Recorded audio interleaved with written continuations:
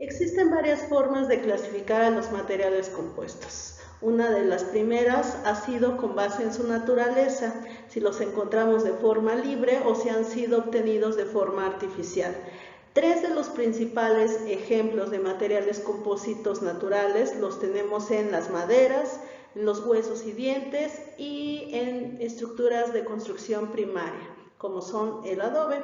En estos tres casos tenemos una matriz continua que está reforzada por algunas fibras. Específicamente en el caso de la madera tenemos una matriz de lignina y está reforzado con fibras de celulosa. En el caso de nuestros huesos tenemos una matriz de apatita y está reforzado con fibras de colágeno. Para el caso del adobe tenemos una matriz de arcilla y tenemos paja que está actuando como un refuerzo fibroso. Ejemplos de compósitos artificiales tenemos muchos, aunque estos se van a centrar en algunos sectores, principalmente en la parte de transporte. Tenemos algunos otros ejemplos en sectores del tipo recreativo, por ejemplo, palos de golf, pads de béisbol, cuadros de bicicleta, por mencionar algunos ejemplos.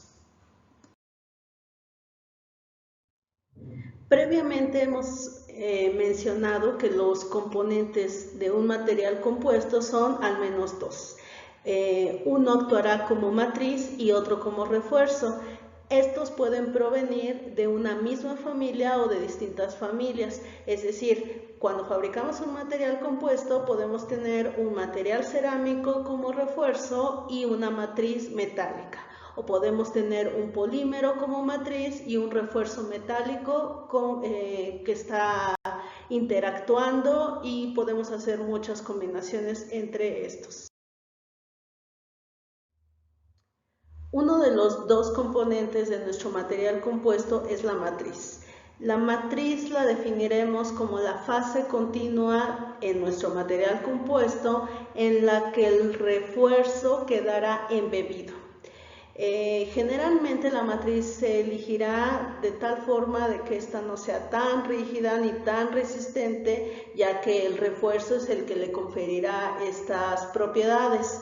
Se busca que la matriz, al ser continua, pueda embeber o atrapar perfectamente el refuerzo. La matriz puede ser de cualquiera de las tres familias principales, es decir, puede ser metálica, polimérica o cerámica.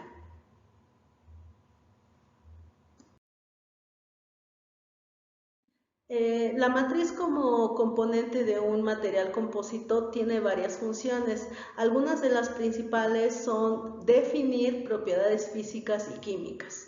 Si yo tengo un material compósito que es conductor, lo más probable es que mi matriz sea conductora.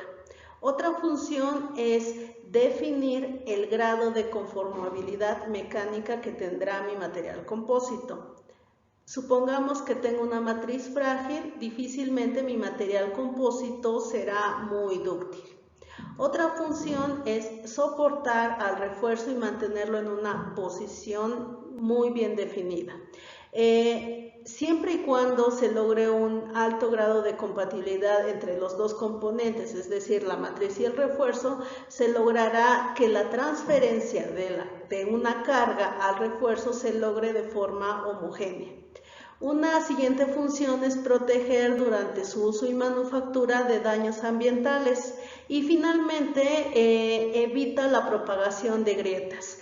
Ya mencionamos previamente que la matriz embeberá a mi refuerzo y lo mantendrá en una cierta posición.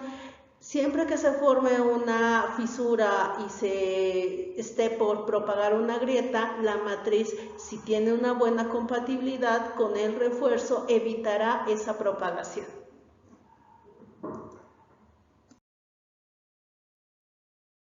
Hablando específicamente en términos mecánicos, la matriz jugará un papel dependiendo de la carga a la que sea sometido el material compósito. Si se somete a una carga de tipo compresivo, la fase continua, es decir, la matriz, es la que soportará la carga aplicada.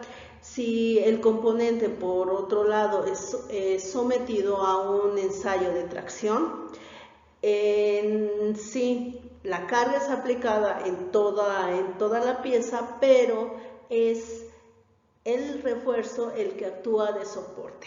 La matriz transfiere al refuerzo siempre y cuando haya una buena compatibilidad. Por tanto, el requisito fundamental es que exista una buena interfase, y esta interfase se logra mediante una excelente adhesión de la matriz y del refuerzo.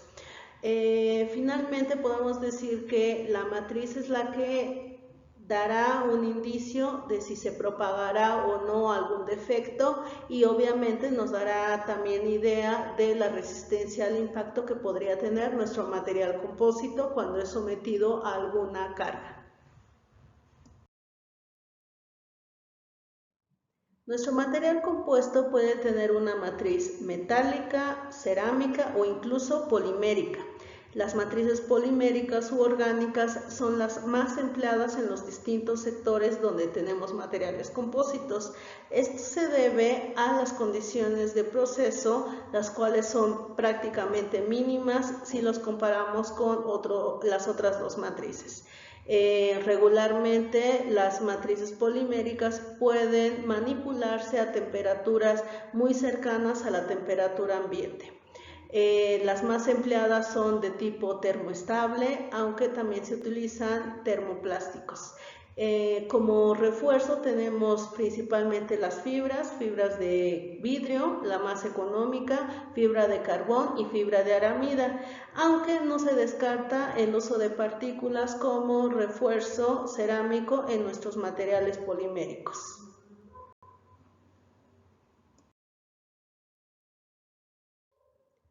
Cuando el componente a fabricar esté sometido a una temperatura más elevada o requiera de una mayor resistencia al desgaste, a la fricción o resistencia mecánica, las matrices orgánicas se dejan de lado y se eligen matrices metálicas, que a diferencia de las primeras presentan una mayor resistencia en estos puntos.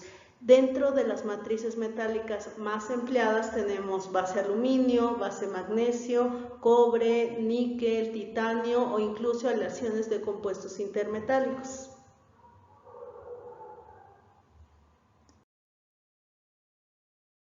El tercer tipo de matriz es del tipo cerámico. Elegimos una matriz cerámica cuando el componente fabricado estará sometido a una temperatura extrema. Por tanto, cumplir con una resistencia térmica elevada es fundamental. También se elige cuando el componente estará sometido a esfuerzos de tipo compresivo. Por tanto, una elevada resistencia a la compresión también es necesaria.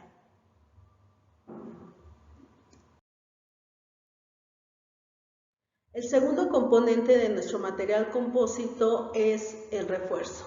Este se define como la fase discontinua en nuestro material compuesto.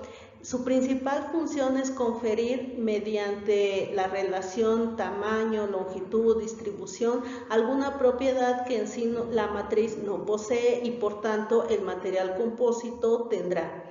Incrementará alguna propiedad si nuestra matriz es dúctil, pero el componente que deseamos fabricar de un material compósito requiere una elevada resistencia mecánica, una resistencia al desgaste elevada, entonces el refuerzo le conferirá esta propiedad mediante la relación entre el tamaño, distribución y por tanto homogeneidad, y si es del tipo fibroso, mediante una relación entre la longitud y el diámetro de nuestra fibra. Entre menor sea el tamaño de nuestro refuerzo, mayor será el efecto que tendrá sobre nuestro material compósito.